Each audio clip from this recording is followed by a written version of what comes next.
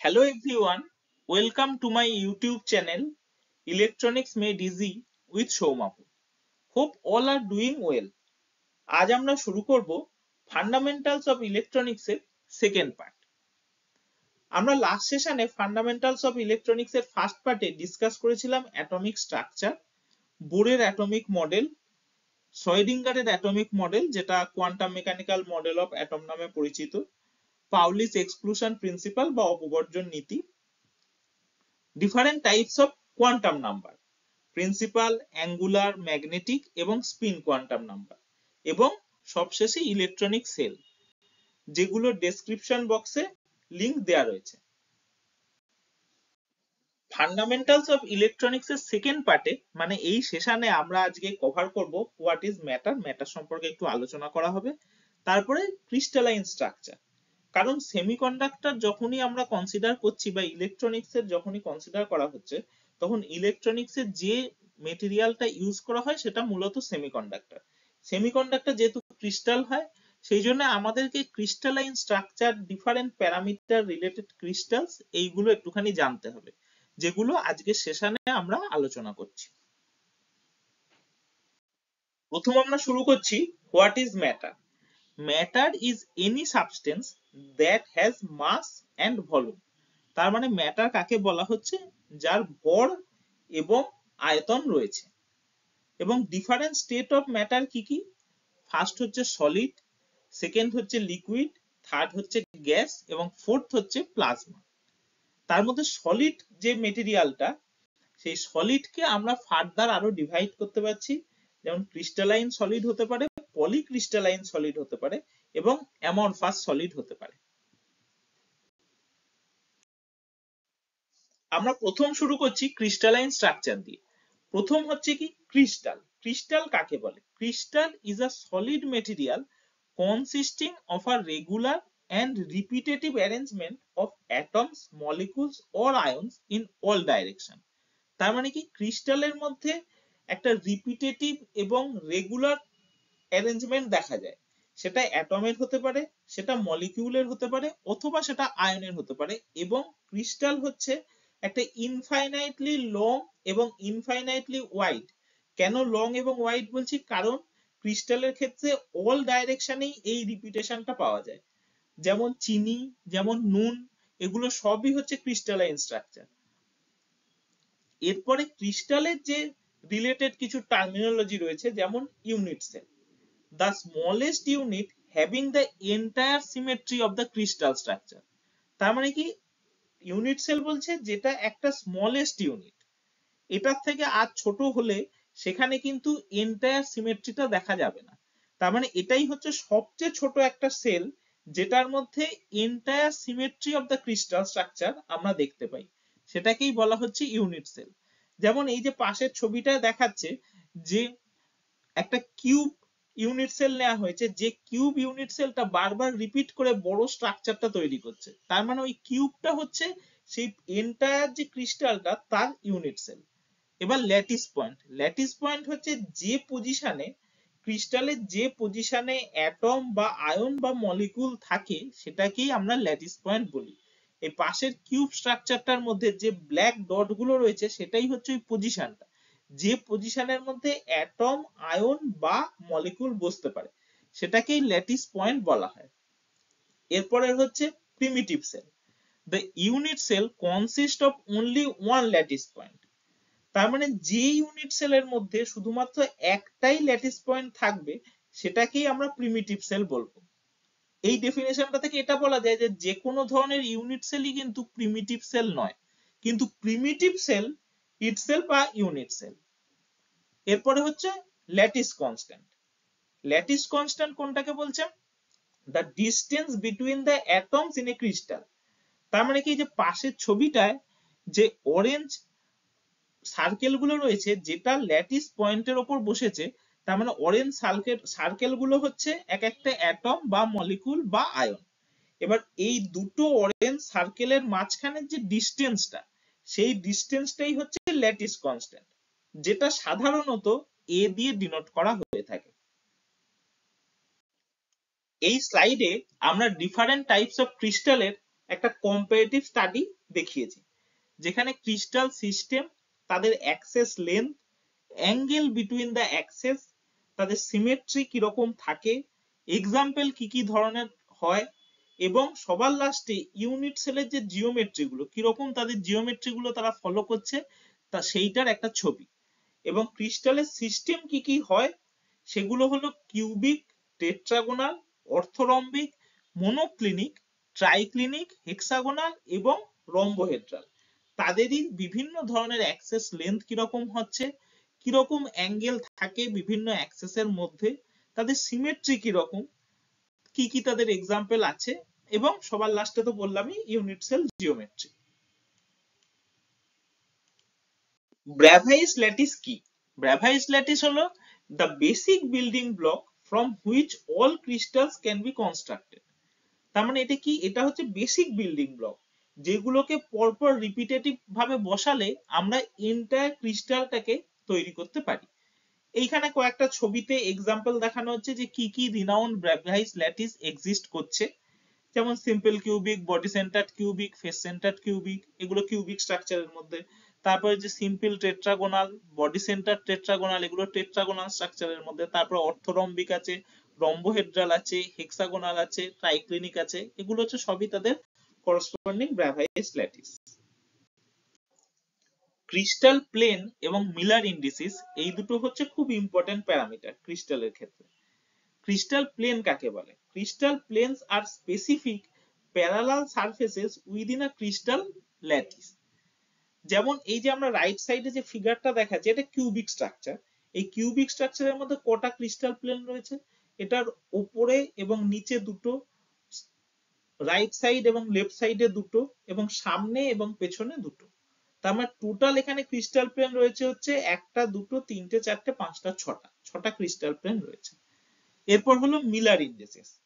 Miller indices আর এ symbolic system, যেটাকে আমরা represent করছি কি দিয়ে, এইচ কে এল, এই তিনটে প্যারামিটার দিয়ে আমরা মিলার ইন্ডিসিসকে রিপ্রেজেন্ট করি, that describes the orientation of this planes by taking the reciprocal of their intercepts with the crystallographic axes. এবার আমি ব্যাপারটা ডেসক্রাইব করি, যে এই যে রাইট সাইডে যে ফিগারটা দেখানো হচ্ছে, সেই ফিগারটা দেখাচ্ছে কি, যে একটা ক্রিস্টাল যে প্লেনটা রয়েছে, যেটাকে সেট দেয়া রয়েছে, সেই শেডেড প্লেনটা রয়েছে কোথায়? সেটা রয়েছে ওয়াই জেড প্লেনে। এবার ওয়াই জেড প্লেন যেহেতু সেটা, তার ফলে সেটা ওয়াই জেড প্লেনের সঙ্গে প্যারালাল, কিন্তু সেটা কাট করছে কাকে? ওই এক্স অ্যাক্সিসটাকে কাট করছে। এবার তার মানে এক্স অ্যাক্সিসকে যে কাট করছে, সেটা কোথায় কাট করছে? সেটার পয়েন্টটা হচ্ছে 1। আর ওয়াই জেড প্লেনের সঙ্গে যেহেতু এটা প্যারালাল, তার ফলে সেটা ওয়াই এবং জেড অ্যাক্সিসকে কাট করছে কোথায়? ইনফিনিটিতে গিয়ে। তাহলে আমরা ডেফিনেশনে কি বললাম, যে যেখানে ব্যাপারটা কাট করছে, সেই কাটিং পয়েন্টের রেসিপ্রোকালটাকে আমাদের নিতে হবে। তার মানে এখানে কাট করেছে কোথায়? 1, ইনফিনিটি, ইনফিনিটিতে। তাহলে মিলার ইন্ডিসেস এর ক্ষেত্রে আমরা কি কনসিডার করব? তার রেসিপ্রোকাল, তার মানে হচ্ছে 1/1, 1/ইনফিনিটি, 1/ইনফিনিটি। তার মানে ওই যে শেডেড প্লেনটা, তার মিলার ইন্ডিসিস কত হচ্ছে? সেটা হলো 1, 0, 0। তার মানে 100 প্লেন হচ্ছে ওই যে প্লেনটা, যেটা দিয়ে আমরা তার মিলার ইন্ডিসিস কে রিপ্রেজেন্ট করতে পারছি। এবার আমরা আলোচনা করব যে কি কি ধরনের ইউনিট সেল হয়। ইউনিট সেল দু ধরনের হয়, একটা হলো প্রিমিটিভ ইউনিট সেল, আর একটা হচ্ছে centre unit cell. Primitive unit cell কাকে বলছে? the lattice points are located only at the corners of the cell. They are the smallest unit cell containing exactly one lattice point. কারণ আমরা আগেই discuss করলাম, primitive সেলের ক্ষেত্রে যে সমস্ত ইউনিট সেলের একটা মাত্র ল্যাটিস পয়েন্ট থাকছে, তাকেই আমরা প্রিমিটিভ সেল বলছি। তাহলে প্রিমিটিভ ইউনিট সেল সেটাই যার মধ্যে এক্স্যাক্টলি একটা ল্যাটিস পয়েন্ট থাকে, এবং এই ল্যাটিস পয়েন্টটা কোথায় থাকে? এই ইউনিট সেলগুলো শুধুমাত্র কর্নারে ল্যাটিস পয়েন্ট দেখতে পাওয়া যায়। আর সেন্টার ইউনিট সেল কি? কর্নারে যেমন প্রিমিটিভ ইউনিট সেলের ল্যাটিস পয়েন্ট আছে, সেরকম তো থাকেই, তাছাড়া সেন্টারেও এর ইউনিট সেলের মধ্যে একটা করে ল্যাটিস পয়েন্ট থাকে। এবার সেইটা কোথায় থাকবে? সেই সেন্টারের উপর বেস করে সেন্টার ইউনিট সেলকে আরো তিনটে ভাগে ভাগ করা যায়। একটা হচ্ছে বডি সেন্টার, তার মানে যেটা নাম থেকে বোঝা যাচ্ছে, এটা হচ্ছে ঠিক বডির সেন্টারে একটা ল্যাটিস পয়েন্ট থাকবে। এরপরেরটা কি, face centred unit cell. Face centred unit সেলটা কি, এখানে কিন্তু বডির সেন্টারে থাকছে না, এখানে এই যে একটা ধরা যাক যদি একটা কিউব স্ট্রাকচার হয়, কিউব স্ট্রাকচারের ক্ষেত্রে 6টা ফেস থাকছে, এই 6টা ফেসের প্রত্যেকটার মধ্যেই প্রত্যেকটা সেন্টারে একটা করে করে ল্যাটিস পয়েন্ট থাকছে। আর লাস্ট হচ্ছে কি end centred unit cell, lattice points at the corner and at the centre of a pair of parallel faces. তার মানে কি শুধুমাত্র প্যারালাল যে ফেসটা, সেই ফেসটার সেন্টারের মধ্যে একটা করে ল্যাটিস পয়েন্ট থাকছে। এইবার আমরা আলোচনা করব যে কিউবিক ইউনিট সেল ক ধরনের হয়। কিউবিক ইউনিট সেল 3 ধরনের হয়। একটা হচ্ছে simple cubic unit structure, second হচ্ছে body centred cubic unit structure, আর থার্ড হচ্ছে face centred cubic unit structure. এবার সিম্পল কিউবিক স্ট্রাকচারের ক্ষেত্রে কি ব্যাপারটা, সেটার ক্ষেত্রে শুধুমাত্র কর্নারে অ্যাটম, আয়ন বা মলিকুল থাকতে পারে। এই কিউবিক স্ট্রাকচারটা শুধুমাত্র কর্নার পয়েন্টে, আর কোথাও কিন্তু কোনো ল্যাটিস পয়েন্ট থাকছে না।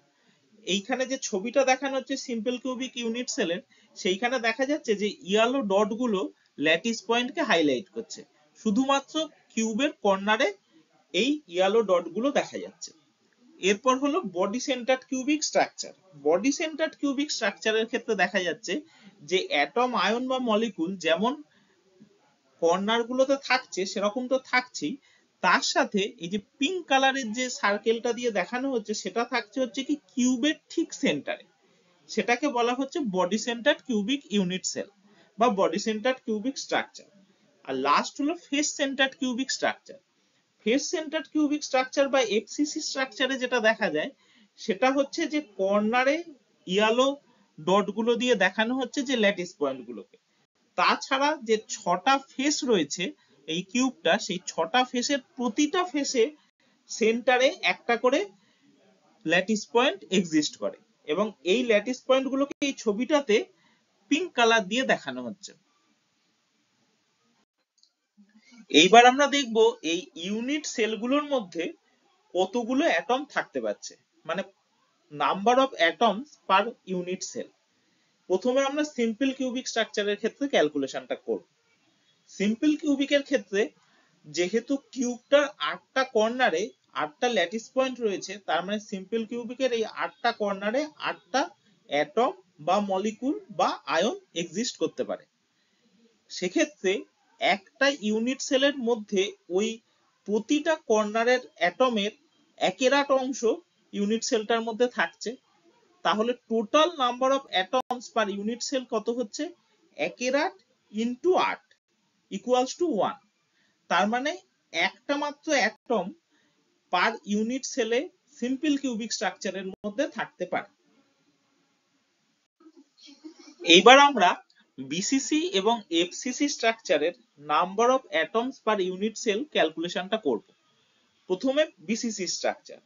বিসিসি স্ট্রাকচারের ক্ষেত্রে কি দেখা যাচ্ছে যে 8টা কর্নারে 8টা অ্যাটম রয়েছে, তাছাড়া অরেঞ্জ কালারের যে অ্যাটমটা দেখানো হচ্ছে যেটা এইটার এই কিউবটার সেন্টারে রয়েছে, সেক্ষেত্রে এই কর্নারের 8টা অ্যাটমের জন্য একটা টোটাল অ্যাটম এক্সিস্ট করছে, আর সেন্টারের অ্যাটমটার জন্য আরো আরেকটা অ্যাটম এক্সিস্ট করছে।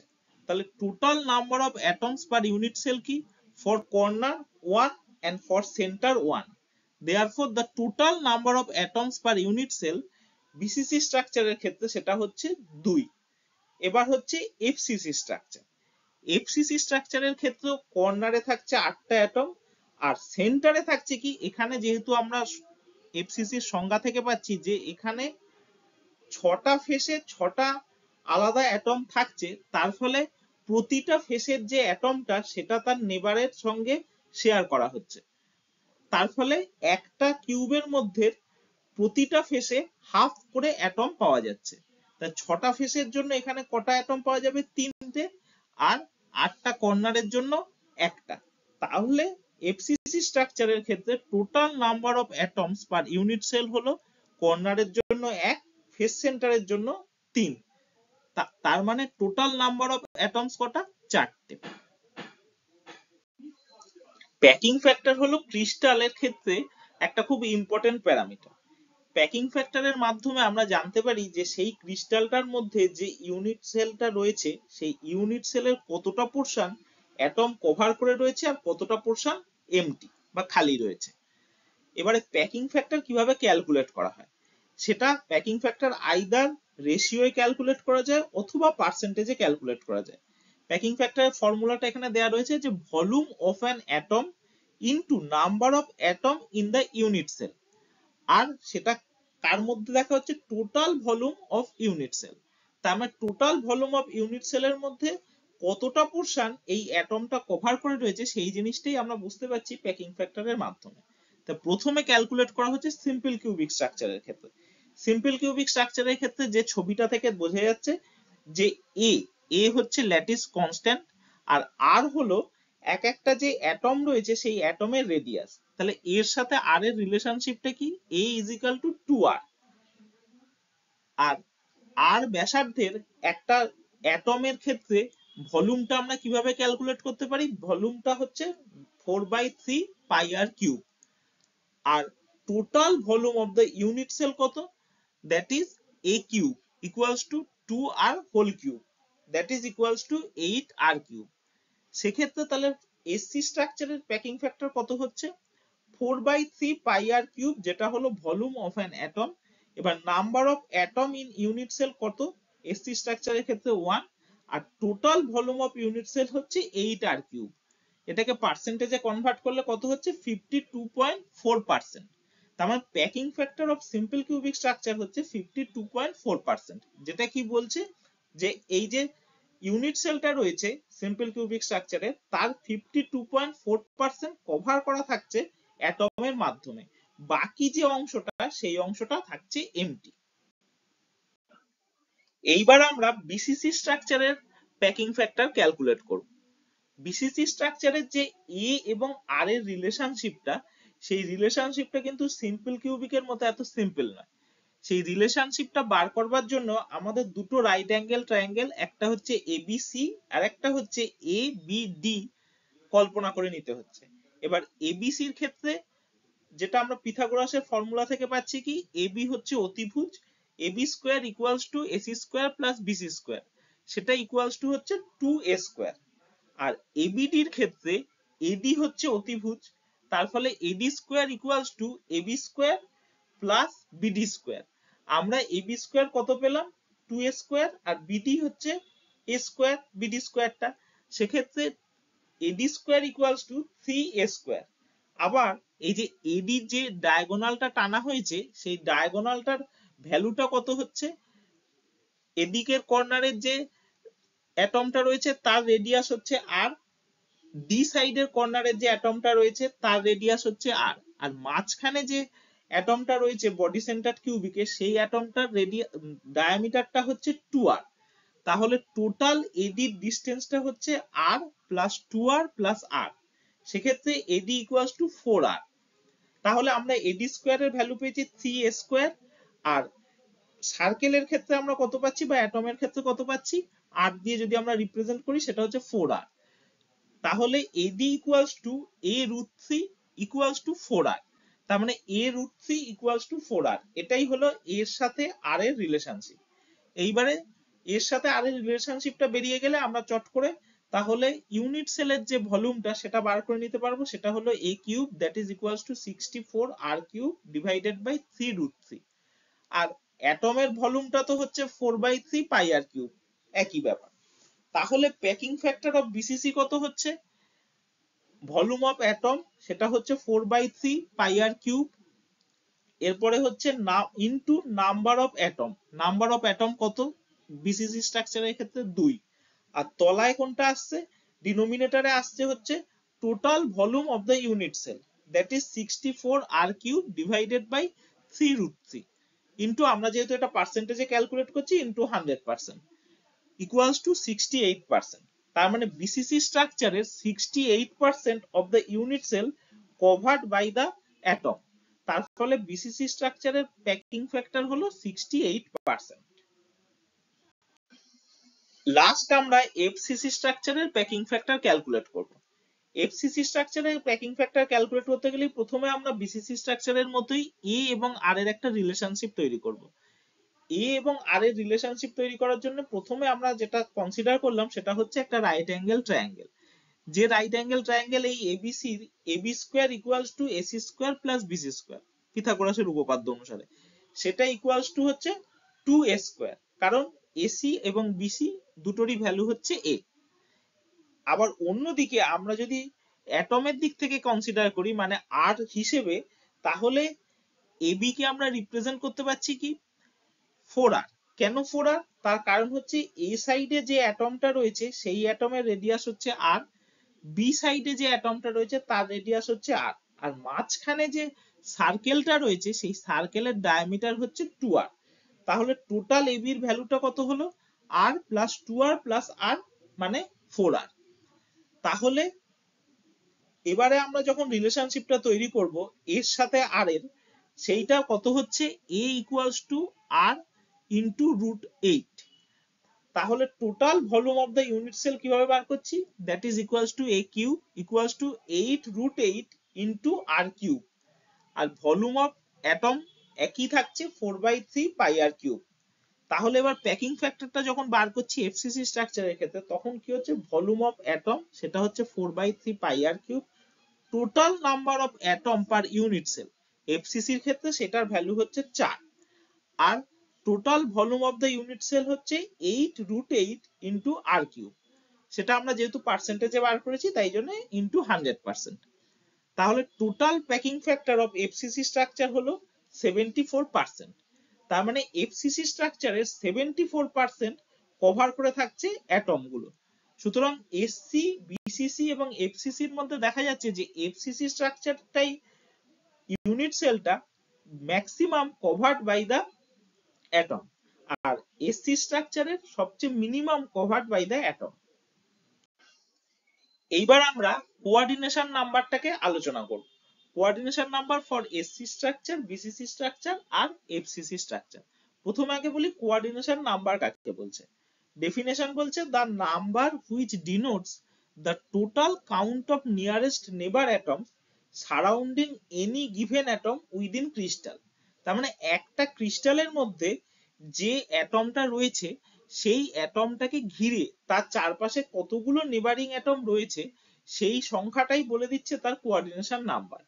এসসি স্ট্রাকচারের ক্ষেত্রে কোঅর্ডিনেশন নাম্বার হচ্ছে 6, বিসিসি স্ট্রাকচারের ক্ষেত্রে কোঅর্ডিনেশন নাম্বার হচ্ছে 8, আর এফসিসি স্ট্রাকচারের ক্ষেত্রে কোঅর্ডিনেশন নাম্বার হচ্ছে 12। লাস্টের এই টেবিলটাতে আমরা একটা কম্পারেটিভ স্টাডি দিয়েছি ফর এসসি, বিসিসি এবং এফসিসি স্ট্রাকচারের মধ্যে। প্রথমটায় কি দেখানো হচ্ছে যে পজিশন অফ অ্যাটম কোথায় থাকে। এসসি স্ট্রাকচারের ক্ষেত্রে শুধুমাত্র কর্নারে, বডি সেন্টার্ড কিউবিক বা বিসিসি স্ট্রাকচারের ক্ষেত্রে কোথায় থাকছে? কর্নারে তো থাকছেই, তার সঙ্গে এর সেন্টারের মধ্যে একটা রয়েছে ইউনিট সেলের। আর এফসিসি স্ট্রাকচারের ক্ষেত্রে কর্নারে যেমন থাকা সেরকম থাকছে, তার সাথে যে 6টা ফেস রয়েছে সেই 6টা ফেসের প্রত্যেকটা সেন্টারে একটা করে অ্যাটম থাকে, অ্যাটম, মলিকুল বা আয়ন। প্রথম হলো পজিশন অফ অ্যাটম, তারপরে হচ্ছে স্ট্রাকচার, স্ট্রাকচার গুলো দেখানো হয়েছে। তারপর যে number of atom per unit cell, SC স্ট্রাকচারের ক্ষেত্রে একটা থাকে, বডি সেন্টার্ড কিউবিকের ক্ষেত্রে 2, আর ফেস সেন্টার্ড কিউবিকের ক্ষেত্রে 4। এরপর হলো packing factor, packing factor SC স্ট্রাকচারের ক্ষেত্রে হচ্ছে 52.4%, বডি সেন্টার্ড কিউবিকের ক্ষেত্রে হচ্ছে 68%, আর ফেস সেন্টার্ড কিউবিকের ক্ষেত্রে হলো 74%।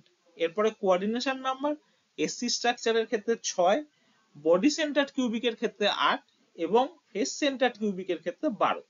আর লাস্ট পয়েন্ট হচ্ছে এক্সাম্পল।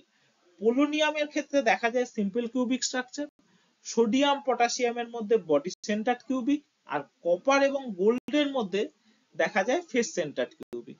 এই ক্যালকুলেশন গুলো সবই আগের স্লাইডে দেখানো হয়েছে, এখানে জাস্ট আমি একটা সামারি করে দিয়েছি। Next part of this topic will come soon. If this content is useful, please put a like and share it with others. And if you want to get such videos like this, please subscribe my YouTube channel Electronics Made Easy with Shomabu. And for any suggestions or for any queries, you are most welcome to comment. Thank you for watching this.